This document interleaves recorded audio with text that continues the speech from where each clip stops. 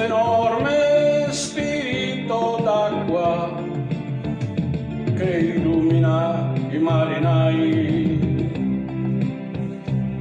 dove il mare annuncia roccia e la roccia annuncia altro mare. Quella roccia è soltanto un'isola dove poter sostare.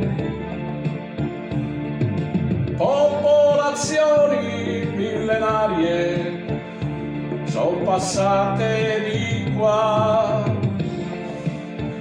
sopra un cargo a difendere la loro dignità. Ed il Signore di pelle scura, principe dei Borboni,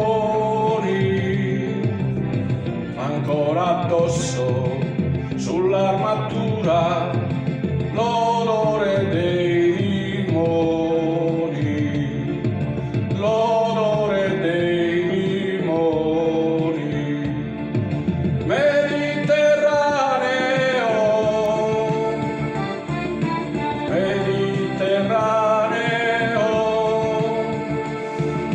Mediterraneo, Mediterraneo.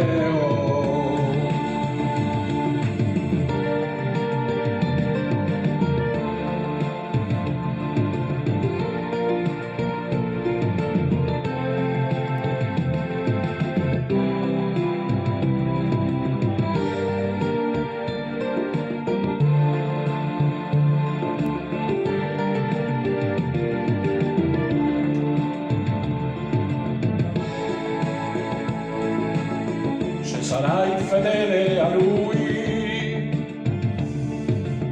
ti accompagnerà lungo il corso della tua vita, tra penisole e città,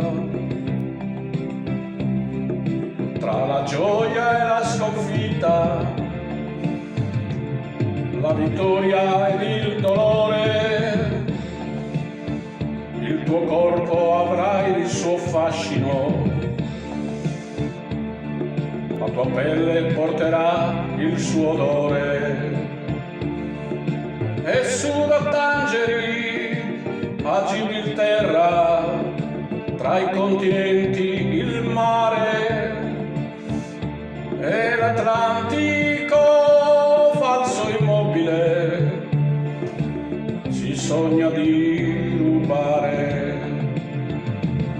E quante storie celano i porti dietro alle case bianche di pescatori di fibra dura, quasi in odore d'Oriente, quasi in odore d'Oriente.